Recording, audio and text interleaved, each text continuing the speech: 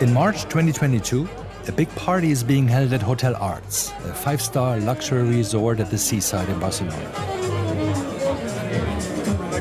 Spotlights illuminate the hotel's terrace.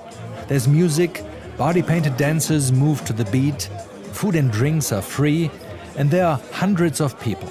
Everyone's in high spirits. To share fellowship, to share cannabis, to share activism, to share love. We are at the official after-show party for the International Cannabis Business Conference. It's a trade fair that takes place in several cities and brings together professionals from the cannabis industry. It's time to let off steam and celebrate the industry and the party's sponsor, a company called Juicy Fields. One more shout out to JuicyFields.io. Check them out online, Juicy Fields. Looking back to that spring night in 2022, it seemed like Juicy Fields was at the height of its success. In just 2 years, the company appeared to have become an international player with a pretty unique business model. Pooling the money of thousands of internet users to legally produce cannabis. Juicy Fields said hundreds of thousands of people from all over the world had signed up to be part of what the company called a crowd-growing revolution. But just a few months later, in July 2022, the music stopped. The party, it seemed, was over. I've lost 20K. I had 350,000 euros in the account. I lost a lot of money myself. But even worse is that I encouraged my own son to invest in Juicy Fields. Quite a lot of the investors has invested everything they had. Everything. Investors lost a lot of money, and that can happen. But some of them were accusing Juicy Fields of fraud, that they had been duped in a deliberate scam. Whether it was fraud or not, that's what we've set out to investigate, but there are indications that the damage runs into millions. Some even say billions. It could be a scam the size of Wirecard, a bankrupt financial service provider, or OneCoin, a fake cryptocurrency. There are rumors that organized criminals from Russia were involved. Some say it was a scam by fake German aristocrats. And others claim there was no scam at all, and that Juicy Fields could re-emerge and resume at any moment. So, what exactly happened? Was it a scam? And if so, who was behind it? And how and why could they disappear and then come back and pick up where they left off? We couldn't get these questions out of our heads. Maybe we got a bit obsessed. But we just had to dig deeper, and that's why we started this podcast, as the story developed before our very eyes. And it's not over yet. This is Cannabis Cowboys. A story about big dreams, juicy money, and never-ending hype. Brought to you by DW. Episode 1, Virtual Weed and Cojones. Hi, my name is Andreas Becker. And I'm Nicolas Martin. We are reporters in DW's business team, and we've seen our share of strange and unusual stories. But rarely have we followed a lead with so many rabbit holes as this one. We traveled to several countries to investigate the story and discover some kind of truth. We started out as reporters and became detectives. At least that's what it felt like. But how did all this start? How did we get pulled into this story? A while ago, we stumbled across an offer that seemed too good to be true. A chance to get rich quick and be part of a revolution at the same time. A small company based in Berlin was making that offer to anyone who cared to listen. They promised to double your money with investments in medical cannabis. The company was called Juicy Fields. I have long been interested in the business behind cannabis. So when medical cannabis was legalized in Germany in 2017 and a new industry started to emerge, I filed a lot of stories on the developments. In mid-2021, I went to the biggest business conference for cannabis in Germany. It was like the one in Barcelona we mentioned at the start of this episode. Juicy Fields was one of the sponsors. They put up big money to advertise their scheme. At the time, I'd never heard of Juicy Fields, and I'd never heard of their business model. They called it e-growing, but also crowd growing and couch growing. When Nico came back from that conference, he couldn't stop talking about Juicy Fields. That they promised to double people's money within a year with cannabis. And that nobody he met at the conference had been willing to talk about Juicy Fields on the record. I found that very strange. Juicy Fields was one of the official sponsors of the event. But when I asked around, people said, no comment. At best, they whispered, Juicy Fields is too good to be true. So we thought we'd take a closer look at their business model. Initially, all we had was a hunch that the promised rates of return were way too high. Doubling your money within a year is very, very rare in any industry. So rare, in fact, that it's almost impossible if your business model is legal. We were not alone with our suspicions. From time to time, somebody piped up in a blog post or in an online forum saying Juicy Fields was a scam waiting to happen. But mostly we saw positive reviews, posts and videos from people who claimed to have made a lot of money with Juicy Fields. Many of them appeared on the messenger service Telegram. I just started the procedure for a payout of €6,757.50. We're now more than 300,000. If you invest 20k, you will have 90k in just 5 years. Juicers, we are now 400,000. We had a producer voice these Telegram posts for this podcast because, as we'll see, Telegram was becoming an important channel of communication for Juicy Fields investors.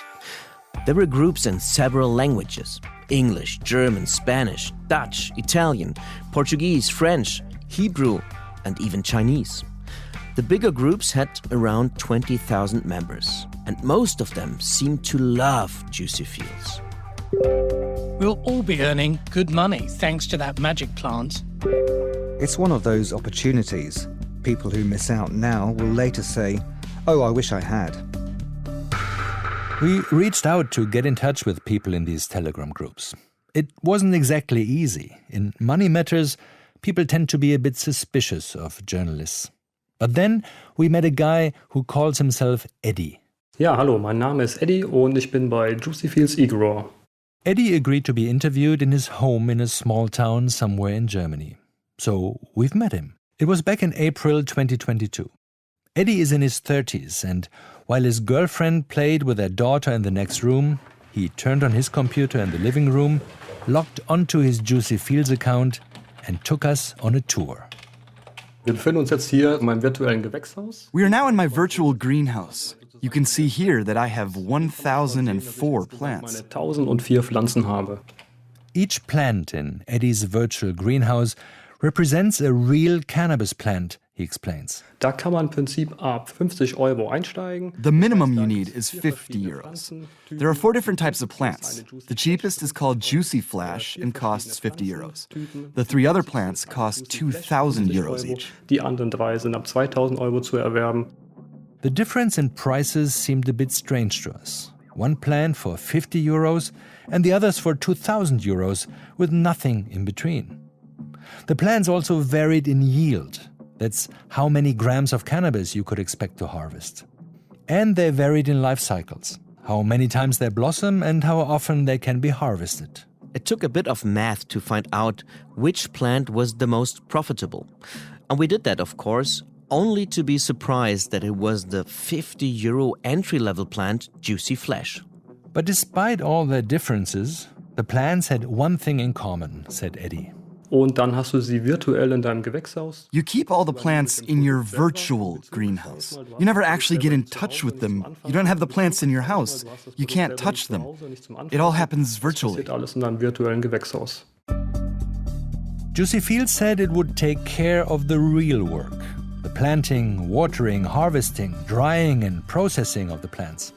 All that happened on real plantations in different countries, according to Juicy Fields. They also said they would sell the cannabis for you and then share the profits with the investors, people like Eddy. Eddy had been investing in Juicy Fields for more than a year when we met him. He said it worked like a dream and that the platform had always paid out his profits on time. All he had to do was a few clicks on his computer and then lean back on his couch. He was what the company called a couch grower. Just before we met, Eddy had been paid for a big harvest in his virtual greenhouse. In einer Auszahlung waren das 25.500 Euro. I received a payment of 25,500 euros. That was for a harvest of almost 18 kilograms of cannabis. Cannabisernte, die ich da virtuell geerntet habe.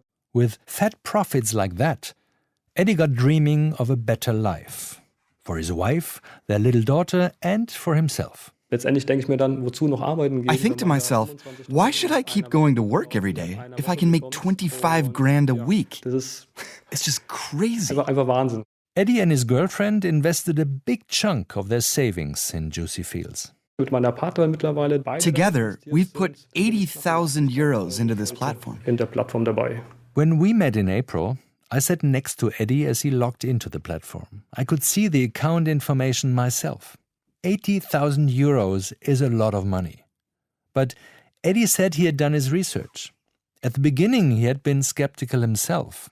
Then he checked their website, joined the Telegram groups, read a lot on social media and watched videos by other Juicy Fields investors on YouTube, and only then did he decide to invest and test it out. And when it worked the first time, he put in more, and more, and more, and more, and more. Eddy's dream is probably one of the most common dreams of our times. He wanted to lean back and still get paid. Money for nothing. In business jargon, it's called a passive income. Passives Einkommen für mich ist. This is what passive income means to me. I make an investment, and everything else happens in the background. In the case of Juicy Fields, I don't want to water the plants myself. I invest money into the plants. 108 days later, I reap the profit. And I can decide whether I pay it out to myself or whether I reinvest the money and let it work for me. Das Geld für mich arbeiten lassen. That number that Eddy mentioned, 108 days, that's the time it took, according to Juicy Fields, from buying a cannabis plant to the point at which it could be harvested, dried and sold. Intriguing? Yep, that's what we thought too. So we gave it a try. So, where are we here? So we're on the Juicy Fields homepage now. Yeah. We already created an account. So we signed in. And now we see 4 different plants. That's the greenhouse, yeah. All right. So there are 4 different plants called Juicy Flash, Juicy Mist, Juicy Kush, Juicy Haze. Each one has a different period, how long they grow, how much they yield, and a different price. And I think for our purposes, we start with the cheapest one. Okay, let's see. So, click here, buy plant. Okay. We paid 50 euros for one plant. Juicy Fields promised that 108 days later, they would pay us back at least 68 euros. We thought that if it worked, we could repeat the process 3 times and more than double the 50 euros we started with. For those of you who like numbers, that's a return on investment of more than 100% in just 1 year. As we've said, it's extremely rare to get such high returns. Let's take a look at some of the world's most successful companies and their average annual return on investment in the last 5 years. Amazon, about 10%. Alphabet, the parent company of Google, 15%. Apple, the most valuable company in the world, 33%. So when we saw the 100% Juicy Fields promised, for us that was the starting point, the reason why we doubted the Juicy Fields business model. For Eddy, on the other hand, It's what made him feel that he was part of something special, as he told us when we met. Viele sagen, es gibt kein Win-Win-Projekt heutzutage. A lot of people told me that win-win projects don't exist. Nobody gives money away. But I have to say, Juicy Fields is doing exactly that. You just need the cojones to join the Man fun. muss einfach nur Eier in der Hose haben. Maybe we lack Eddy's cojones, but we were not convinced. So while we were waiting for our own plant to grow, we took a closer look at the medical cannabis industry. Cannabis, Mary Jane, ganja, pot, weed, or however you want to call it, is among the most popular recreational drugs in the world after alcohol. In most countries, it's also illegal. But that is beginning to change. Some countries allow the use of cannabis for medical purposes, to ease chronic pain, for example. In Germany, medical cannabis became legal in 2017, as we've mentioned. And by the way, the terms medical cannabis and medicinal cannabis are used interchangeably in this podcast. Cannabis contains THC. That's a psychoactive compound that can produce feelings of happiness, relaxation, or sleepiness. Cannabis also contains CBD, which has no psychoactive effect. In other words, it does not make you high. But both ingredients, CBD and THC, can help manage chronic pain, epilepsy, or anxiety. So what's the difference between medical and recreational cannabis? There is no difference, really.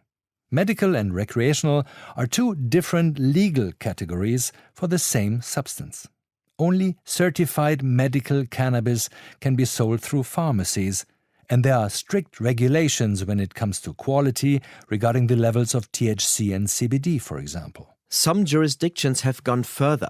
After legalizing cannabis as a medical drug, they've also legalized it as a recreational drug. That is, a drug people take for fun, to unwind or to party.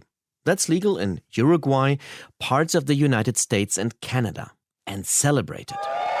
Canada is venturing where no industrialized nation has gone before, by legalizing marijuana. The German government has also said it wants to make cannabis legal, so that anyone over the age of 18 can get high without breaking the law. Social Democrats, Greens, and Liberals want a regulated system for the cultivation, distribution, and sale of cannabis.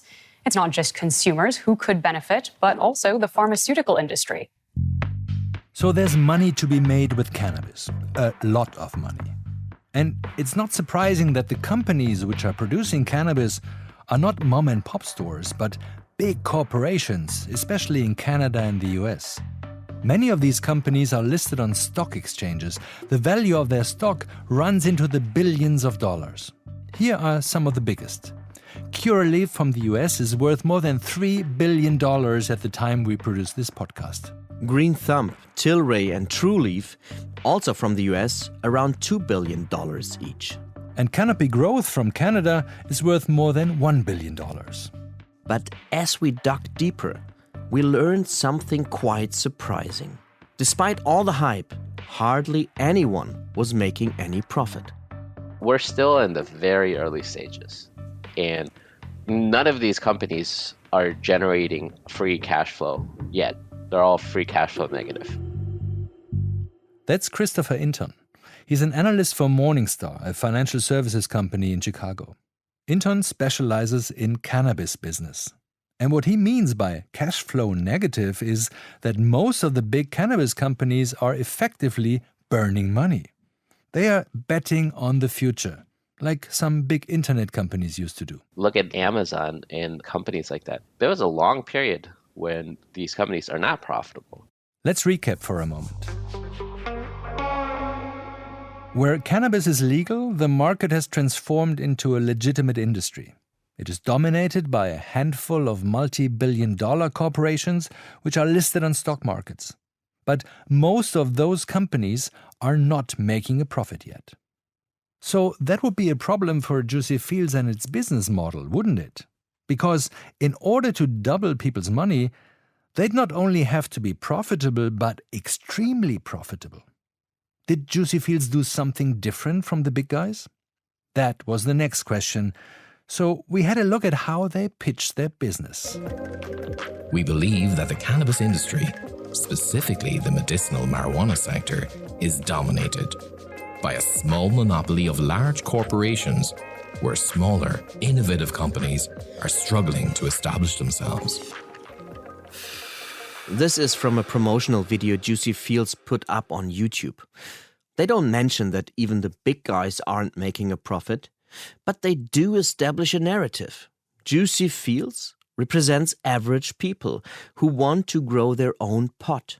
It's a rebel against the establishment, a David versus Goliath, a classic story. We have fosters and supporters of the grassroots industry that cannot enter due to restrictive legislation with little opportunity for entry, and when available, at a high cost.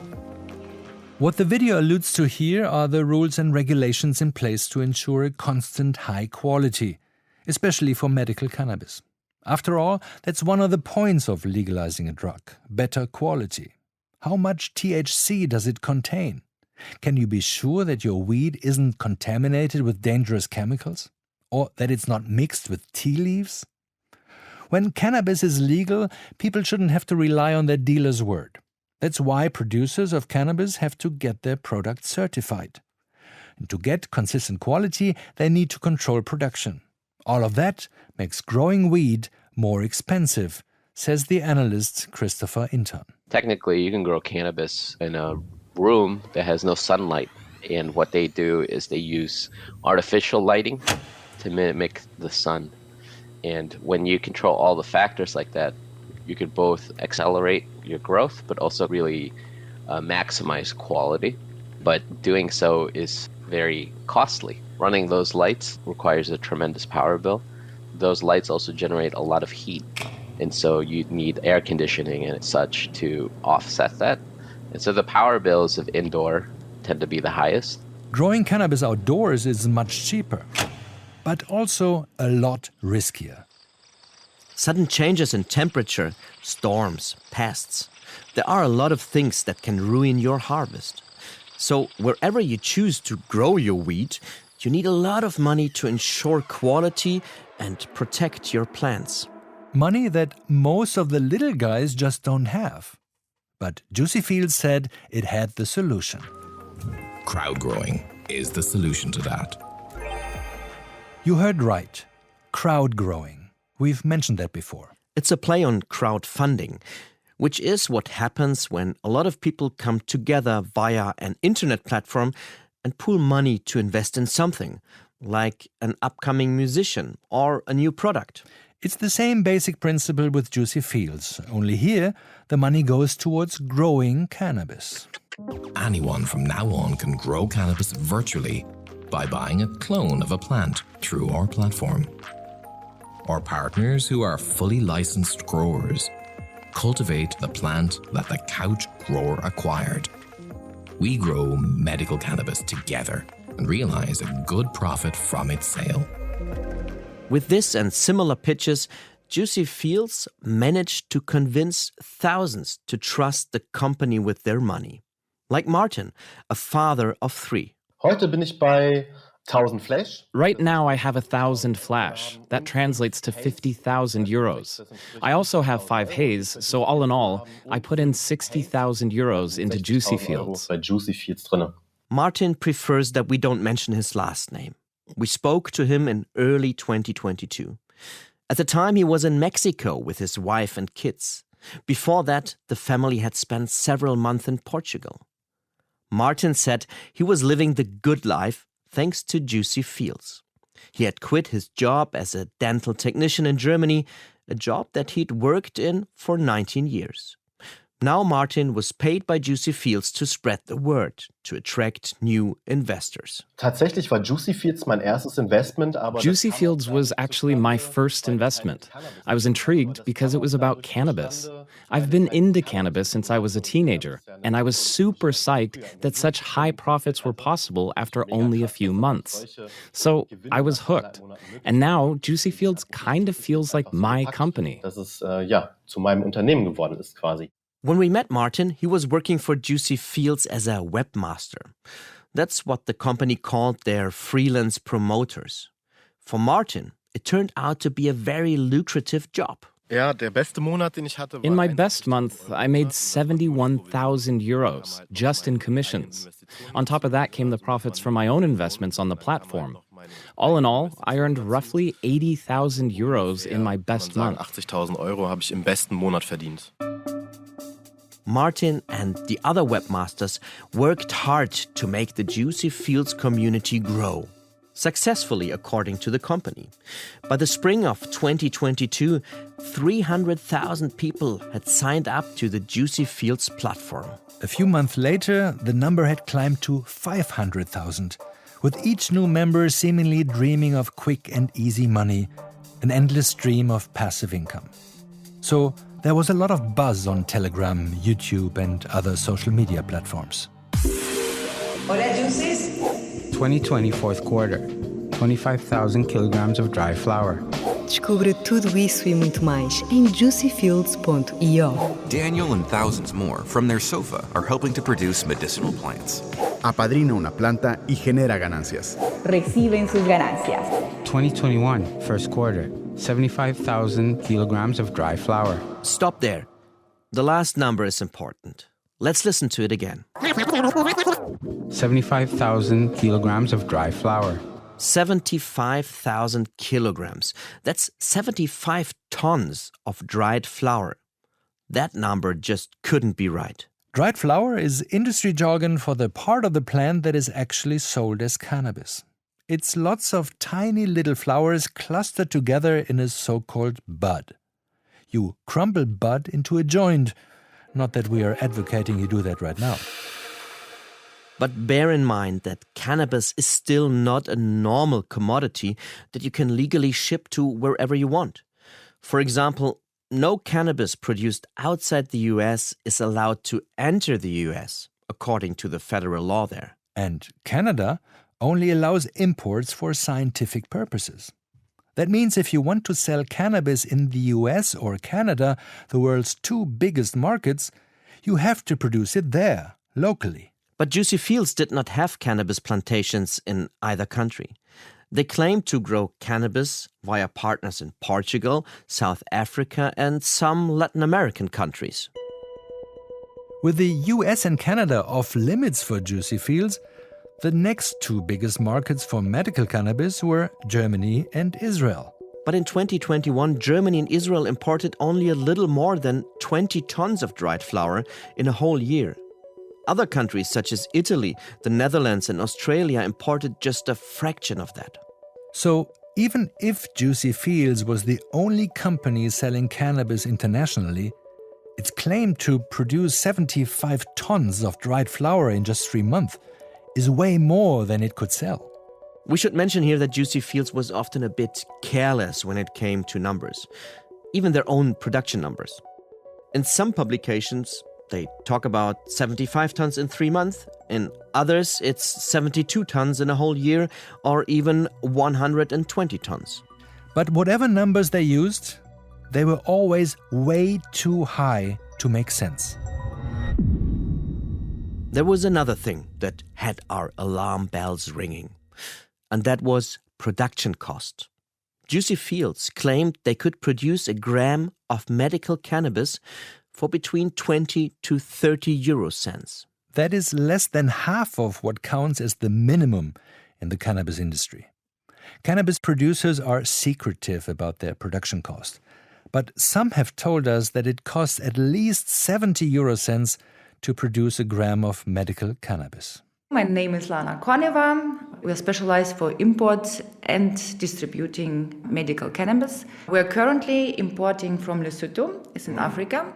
Lana Korneva is the CEO of Drapalin, a company based in Munich. Drapalin is the first German company that's managed to import cannabis from Africa into Germany. That is still very rare, because there's tons of legal paperwork to do and it's hard to find a producer that can comply with all the European standards. But labor costs in Lesotho are much lower than in Europe, so we asked Korneva if Juicy Fields' claim was plausible. If some company says, hey, we produce for 20 cents, is it possible?